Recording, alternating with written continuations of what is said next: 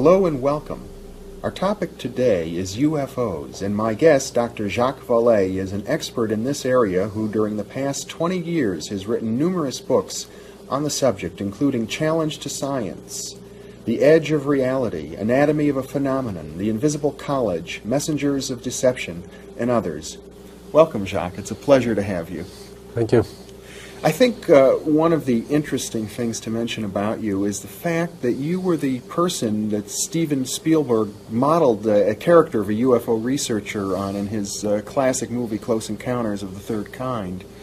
I think he was intrigued with the idea of a French scientist running around the United States investigating the UFO phenomena. You've been looking at this phenomenon for a long time. You've worked closely with Dr. Alan Hynek and other UFO researchers. You've written many authoritative books, and yet your perspective on the UFO issue seems rather unique in the sense that you don't seem to be jumping on the extraterrestrial visitors bandwagon. That's what was the main point of disagreement with Steven Spielberg. When I met Steven Spielberg, he was about halfway through filming Close Encounters, and we had a long discussion about what UFOs could be. And of course, for him, the main point of the movie was entertainment, and it was appropriate for the UFOs to be extraterrestrial visitors. I think that from my own point of view, I'm going to be very disappointed if UFOs turn out to be nothing more than visitors from another planet, because I think they could be something much more interesting.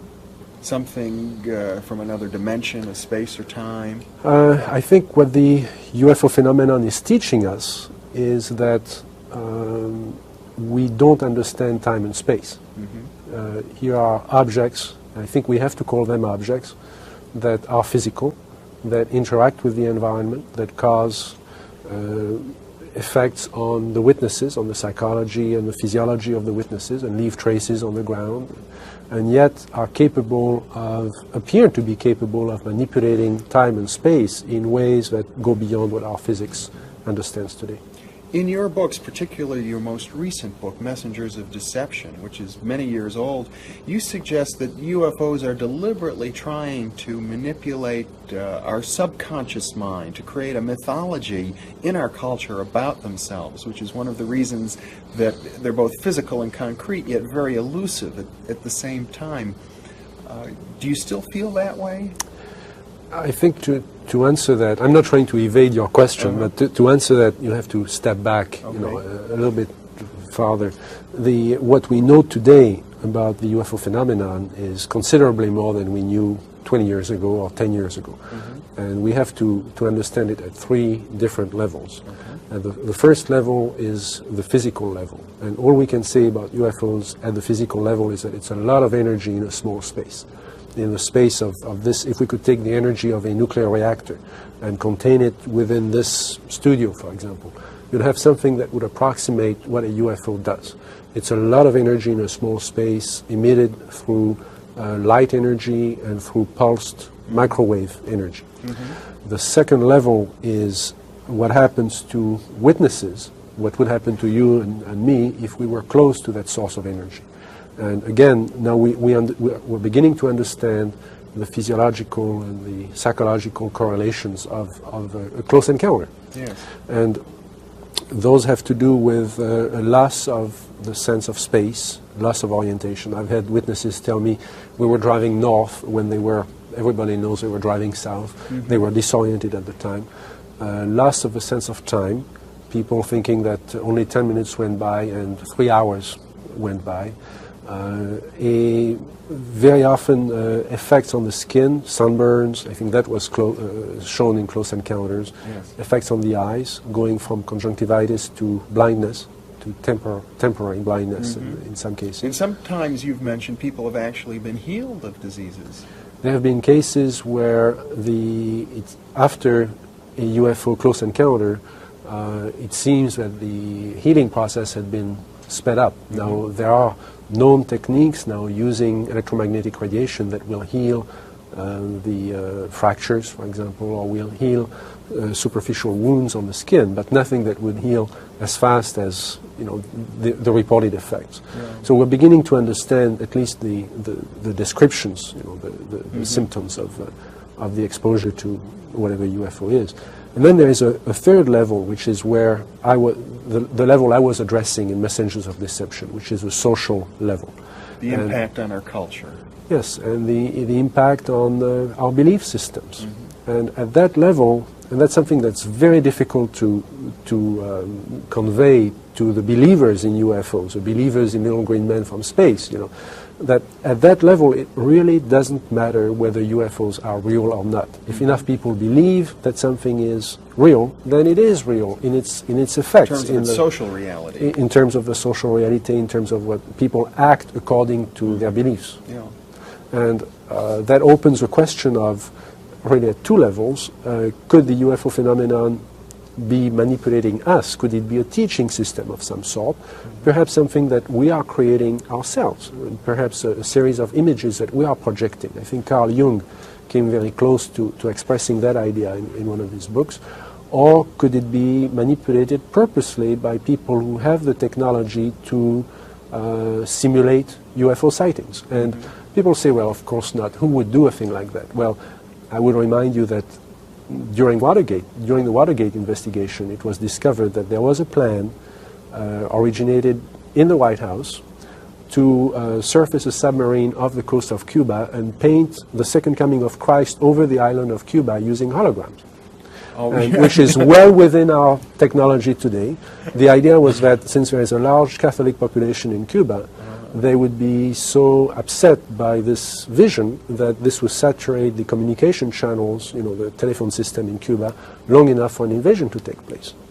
How interesting. I'd never heard of that. Well, I think that's a classic in psychological warfare, but that kind of manipulation is well understood, and I have personally investigated several apparently genuine UFO cases where there was, in fact, a manipulation. My conclusion, the conclusion of scientists working with me, was that there was, in fact, a manipulation taking place, and that it was not a hoax on the part of the witnesses, but a hoax on the part of somebody much better organized than... So there are possibly all of these levels going on simultaneously. Today, with the current technology, that would be possible. One of my interests, as you know, has been to look at ancient sightings, old sightings before World War II, for example, when there is really no confusion with modern technology. And if people described, say, in 1925 or in 1825, a disc flying through the air, then it can only have been very, very few phenomena could have produced it. And there have been some well-documented sightings going back to the 19th century, for example. There was, starting in 1896 and going into the spring of 1897, there was a remarkable wave of sightings of airships. Those were described as oval objects flying through the sky with lights on them. And of course, the people in those days could only compare it to dirigibles, could only compare them to airships. And those objects were capable of doing all the things that UFOs do today, including taking off very quickly and making 90-degree turns and landing and occupants coming out of them. And if nothing else, I think this is part of our folklore. This is something that we should be studying as part of our folklore. What have you been doing since the publication of Messengers of Deception? Well, I've been really working in two directions. I think that one of the contributions that I can make is trying to develop or to help develop new methodology to deal with this phenomenon. This is not, we don't know where the phenomenon belongs. We don't know if it should be part of psychology or part of physics or part of meteorology or astronomy. We need to develop and it takes a while for science to develop new disciplines around phenomena that don't fit. And I think that's one of the opportunities with the UFO phenomenon. So I've tried to develop methodology that would enable us to deal with the complexity of the reports. And I'm doing this right now using artificial intelligence techniques to develop a very simple screening model. We do know, one thing everybody agrees on, is that 80% of all the cases reported are not UFOs, that they are explainable phenomena. So if you type the data of these cases into a computer, the computer will probably screen that 80% out. Exactly. Not maybe not the 80%, but if you could just eliminate the 60% and put them into lower priorities, you would save a lot of time of investigators who could go after the high strangeness cases or high priority cases. So that's what I've been doing. As a byproduct of that, you get information on the structure of the phenomenon, the structure of the knowledge about the phenomenon that I think is going to give us some insights into how to approach it. The other thing I've been doing is personal investigations, and I don't belong to any group or to any organization whatsoever. I'm doing this strictly on my own with a small network of friends and scientists and other investigators who help me. And I'm fairly frequently in Europe. I've also traveled to South America and, of course, within the US. And I've tried to investigate cases that had not been reported to the media, had not been reported to UFO organizations. To avoid possible contamination from other researchers who may have made suggestions. Exactly. Or simply the pressures on the witnesses themselves to embellish their stories and so on. So I try to go after cases that are reported directly to me. Have you come up with anything new or interesting in these cases? Yes. I go after cases where I have continued access to the witnesses and continued access to the site, where I can go back month after month or year after year and continue to follow those cases. One case that I'm especially intrigued with, that I'm continuing to follow, is the case of Dr. X in France. That's an interesting one, because I know I interviewed you in 1973 about this very interesting case. Well, it's a case that goes back to 1968. The witness is a medical doctor of some reputation in the south of France, which is why he never wanted his name published in connection with the sighting, so he was referred to as Dr. X. One night he saw some flashes of red light behind the shutters in his house, and so he opened the windows and stepped out on his balcony in the middle of the night and saw two objects that appeared to merge into a single object, and a beam of light went through the balcony where he was standing. Being a scientist, being a medical doctor, he had made a number of observations that during the sighting that enabled the investigators later to reconstruct exactly where the object had been and the apparent size of the object, and the object was apparently very large. One of the interesting sequelae of the incident is that there was a stigma or a marking that developed over his abdomen and also over the abdomen of his son. His son was 18 months old at the time. Over the years, that area of it was like a red geometric shape over the skin, over the stomach. This has been now filmed on recurrent years. It comes on back on the anniversary on an annual of that basis. On the anniversary of that sighting. Now that would be hard to explain in physiological terms, I should think. There have been several attempts to. Of course, this has been observed by his colleagues in France. One of them wanted to write up a communication to the French Academy of Medicine, except that that couldn't be done without naming the witness, and he did not want to be named. I've spoken to several people who continue to follow the case in France, and I met him last year again. The markings continue to appear. Even after over 18 years. And there is this cannot be explained as psychosomatic. There is an actual change.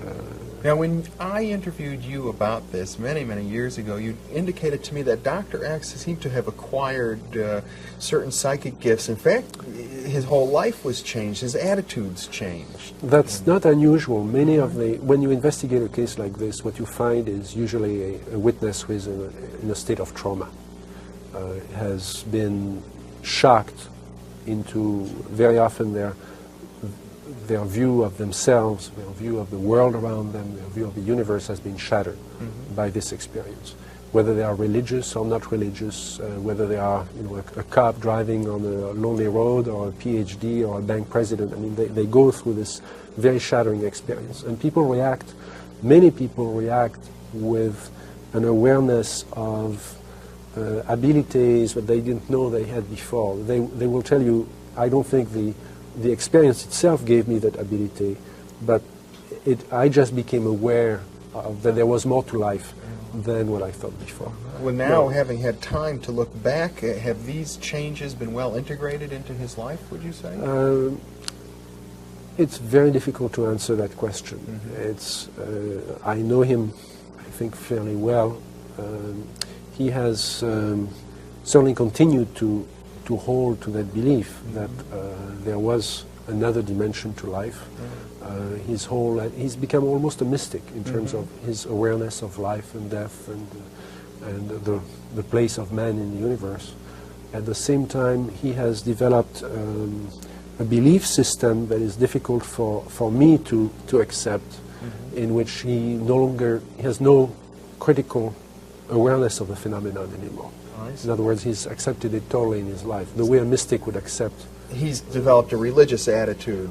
Almost a religious attitude, and that's very difficult. I mean, I have to respect that, but it makes it very difficult for a scientist to preserve a distance towards the Except phenomenon. if you look at it maybe as a social phenomenon, as you have in the past. That Yes, this may be part of the phenomenon itself. Exactly. You have to shift your point of view to a social point of view.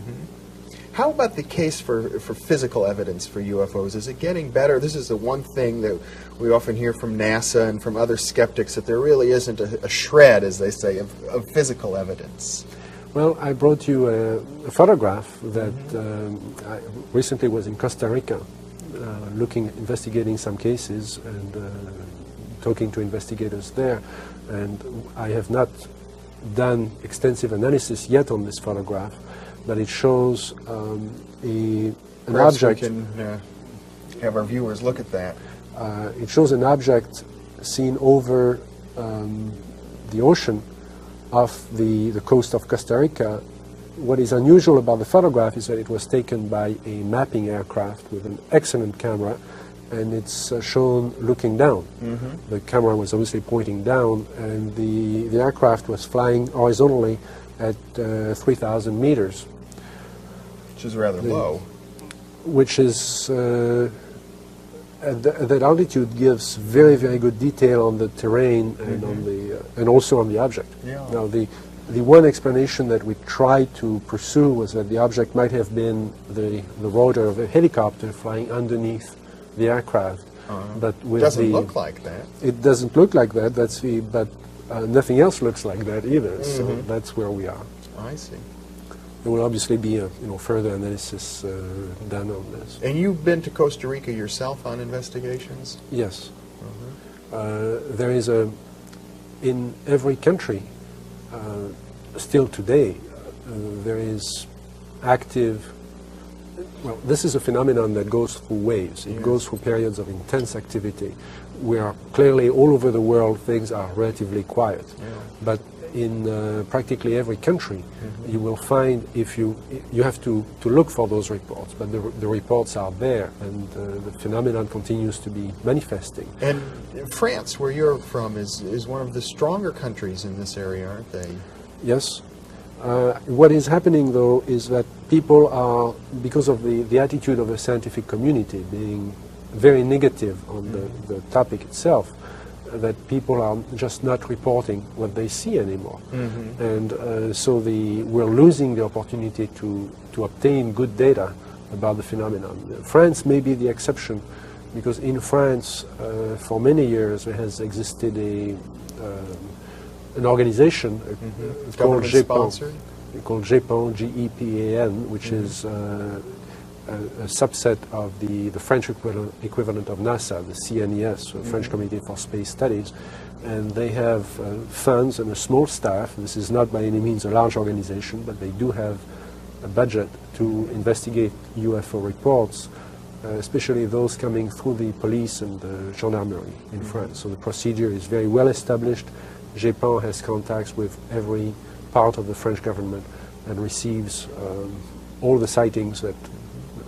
And I understand in Brazil there was at one time some official acknowledgement of UFOs. There have been, in fact, I was in France last year at a briefing of GEPAN and the staff of CNES on the UFO phenomenon as seen from the United States. And I was there with Professor Heineck, who since has died, unfortunately, and with a medical doctor who is with the U.S. Air Force and has been very interested in cases like the Dr. X case. And we briefed, there was a very two-day exchange of views with the people at JPON. There is a considerable amount of data that has been gathered by those organizations. JPON had been approached officially by several countries wanting to use JPON as a model to do the same thing in their own countries. You several mentioned countries in Latin America. CNES? CNES. That's the French NASA. I see. They are the people responsible for Ariane, for Ariane Espace, the Ariane rocket. Oh, yes. And they are the people responsible for SpotImage, which is a new satellite for exploration of the Earth. Well, certainly the European space program seems to be making some strides now. Yes. For a while there was a committee in the Soviet Union that was active in UFO research. I don't know what the status, what the current status of that committee is. We're not hearing a lot from the Soviet Union. There is active interest. There is an active, as I understand it, an active exchange of correspondence between the Soviet Union and France on this topic. I thought I heard some years ago an official pronouncement by the Brazilian government that this is an area that should be looked into. Brazil has always been interested in the phenomenon. There are remarkable cases in Brazil. I had the opportunity to reinvestigate a case in Brazil where two people had died during, I don't want to say as a result, but during a sighting? Coincidence with a sighting of a UFO sighted by many people over a wide area. And I had the full cooperation of the police department in Rio, and they have a detective who was detached to continue to study this case and to gather information about that case. Here in the United States, are there any trends that would distinguish us from the kind of reports you find around the world, or are they all similar? The reports in the U.S. are absolutely indistinguishable from those in other parts of the world. And that's one of the remarkable things about this. Because you might otherwise expect phenomenon. Cultural differences. There are very few. There are differences in the way phenomenon is reported, and the way it is treated by the media. In the U.S., the media tends to polarize everything. So either you have to be for or against UFOs. You have to be either you believe in them, in which case you believe in extraterrestrials, or you don't believe in them. And it's very difficult to take a middle position, to say this is a phenomenon that does exist and we don't understand it, and it may be extraterrestrial, but it's probably something else. When you talk to the witnesses in every country, including the US, what they are telling you is that they have seen something that was there, that was part of their reality, part of their physical reality, and yet was capable of appearing out of nowhere or disappearing instantly. And that's why I'm interested. I think it's a challenge to our concept of science, to our concept of technology. My business is technology. I cannot afford to ignore this phenomenon. Do you anticipate then that there may be some major impact on our culture as a result of this? I think even if we never understood the UFO phenomenon in the next 200 years, but we only understood how they manipulate the pulsed microwaves, for example, that itself would be a breakthrough in our technology. If we could only duplicate what that phenomenon does. I haven't heard much about this pulsed microwaves. Is this a new discovery? It's a convergence of work by several people looking both at the traces left on the ground, the impact on witnesses, the sounds and the visual effects that seem to be produced inside the brain, the heating that is produced on cars or metal or the ground in the vicinity of the object or in the vicinity of the phenomenon. All this strongly suggests pulsed microwave radiation in connection with light radiation. One of the suggestions, Jacques, that you made in your book, The Invisible College, as I recall, is that the UFOs may be associated with some of the mystical or occult ideas of hidden masters or groups of very wise and beneficent entities that were trying to teach humanity.